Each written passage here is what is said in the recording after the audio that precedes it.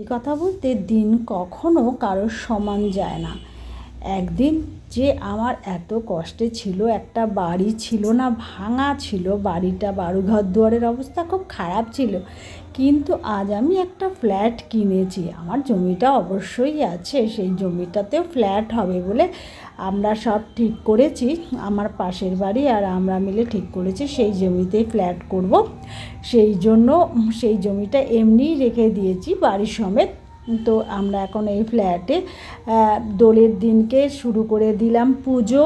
যেহেতু গৃহপ্রবেশটা করে রাখলাম, পরে আস্তে আস্তে ঢুকবো। এই দেখো বুড়ির ঘরেও তার আগের দিন হয়েছে, বুড়ির ঘরটা ছাদের উপর থেকে তুলেছি। আর এই যে মোটামুটি সবই জিনিস এখনও না পুরোই কমপ্লিট হয়নি, আস্তে আস্তে হচ্ছে। কারণ অনেকগুলো ঘর, 16টা ঘর তো ওপরে, মানে পুরো বিল্ডিংটা জুড়ে, সেই জন্য হচ্ছে আস্তে আস্তে। লিফটের ব্যবস্থাও আছে। এই দেখো গ্রিল লাগাচ্ছে, এটা বারান্দার গ্রিলটা এনে রেখেছে, লাগাবে পরে। যেহেতু পুজো হচ্ছে ওরা একটু পরে লাগাবে বলে গেল। তো আর দেখো পুরোপুরি কমপ্লিট হয়নি এখনও। তো মেঝে ফেজেগুলো হয়ে গেছে, বাথরুমটাও মোটামুটি হয়ে গেছে। রান্নাঘরে শুধু স্ল্যাবটা দিয়েছে, আর এমনি যে টাইলসগুলো আছে না, সেই টাইলসগুলো দেয়নি। সেই টাইলসগুলো পরে আস্তে আস্তে বসাবে। তো আমাদের একটু অসুবিধা হচ্ছে কি, কারণ হচ্ছে আমরা যে প্রমোটারকে বললাম যে আমাদেরটা একটু তাড়াতাড়ি করে রেডি করে দিন। কারণ হচ্ছে আমার যে পাশে আমার জ্যাঠা শ্বশুরের বাড়ি আছে, সেই বাড়িটা এমনভাবে ভেঙে যাচ্ছে যে এক এক সময় আমাদের ভীষণ টেনশান হয় যে কোনো সময় যদি ভেঙে পড়ে পুরো বাড়ি শুদ্ধ, তখন কি হবে। সেই টেনশনে একটু তাড়াহুড়ো করলাম। তো কমপ্লিট না হওয়াতেই আমরা অলরেডি গৃহপ্রবেশটা করে রাখলাম, কারণ বাই চান্স এরপর যদি ঝড় বৃষ্টি হয় তো আমরা অন্তত একটা জায়গা থাকতে পারবো। তো সেই জন্য এখানে তাড়াতাড়ি করে করলাম। আর লোকজন না আমরা তেমন কিছু বলিনি, আমাদের অনুষ্ঠানটা হবে অন্য দিনকে। তো এই দিনকে শুধু আমার দিদিরা এসেছিল, আর আমার মামা শ্বশুরের মেয়ে ননদ আর কি ছিল, ওদের ফ্যামিলি। তো ওরা এখনও এসে পৌঁছায়নি কেউ। আমাকে সকাল থেকেই সমস্ত জোগাড় যন্ত্র সমস্ত কিছু করতে হয়েছে। আর সেই বুঝতেই পারছো, একা মানুষ, আগের দিন থেকে শুরু হয়েছে সমস্ত বাজার হাট। যেহেতু আমার বরের অফিস রয়েছে আর মাসের শেষ, ওর একটু ঝামেলা রয়েছে, তো সেই জন্য আমাকেই সব কিছু করতে হয়েছে। আর সকাল থেকে আমরা কর্তাগিন্নি মিলে একবারে লেগে পড়েছি পুজোর কাজে। আর আমার ছেলে তো ভীষণ উৎসাহ, ছেলে এবং মেয়ে দুজনেরই ভীষণ উৎসাহ যে নতুন ঘরে যাচ্ছে। তো ভীষণ, ছেলে তো আসতেই চাইছে না, বলে আমি থাকবো এখানে। কিন্তু দেখো কারেন্টের তো ব্যবস্থা এখনও হয়নি, কারেন্টটা ধীরে ধীরে আসবে পরে। আগে ওরা আনবে প্রমোটার, তারপরে আমরা আস্তে আস্তে সাবমিটার দিয়ে সেগুলোকে নেব। সেই জন্য এখনও তৈরি হয়নি। তো এখানে ঠাকুরমশাই পুজো করছে, আমার ননদের মেয়ে, এটা হচ্ছে মামার শ্বশুরের মেয়ে পায়েল আর কি, ও এখানে এসে গেছে। ওরা অঞ্জলি দেবে। আমার দিদিও এই দেখো দাঁড়িয়ে রয়েছে, রানী কালারের যে চুড়িদার পরে, এটা আমার দিদি দাঁড়িয়ে রয়েছে। তো এরা সবাই এসে গেছে, ওরা অঞ্জলি দেবে বলে, ওরা সকাল থেকে কিছু খায়নি বলে যে আমরা অঞ্জলি দেব। আর এখানে কলসিটা বলেছে যে দাঁড়িয়ে ধরতে একটু নিচু হয়ে, যেহেতু কলসিটা নিচু, আর আমি না নিচু হতে অসুবিধা হচ্ছে, যেহেতু আমার একটা অপারেশন রয়েছে।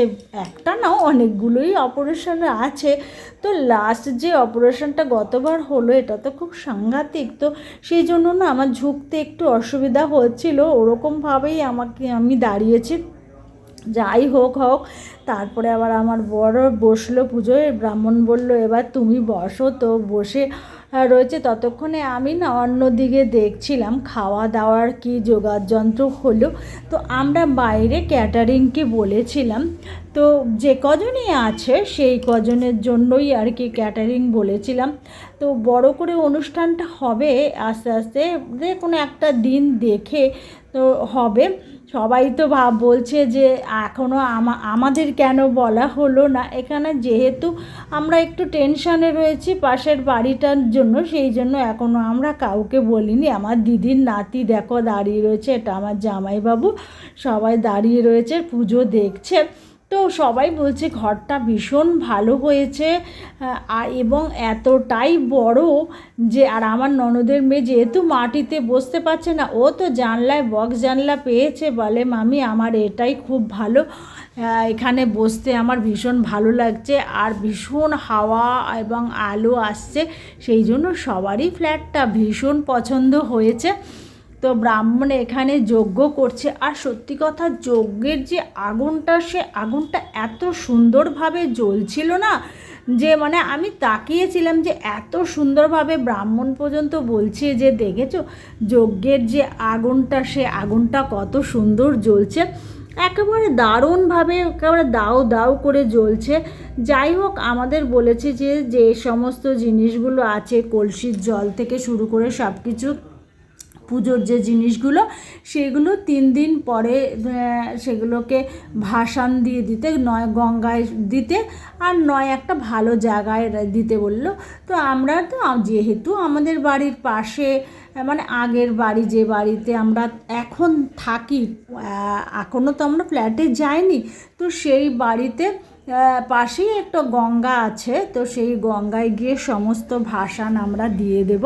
দেখো যজ্ঞের আগুনটা কী সুন্দরভাবে জ্বলছে, কি ভালো লাগছে দেখতে।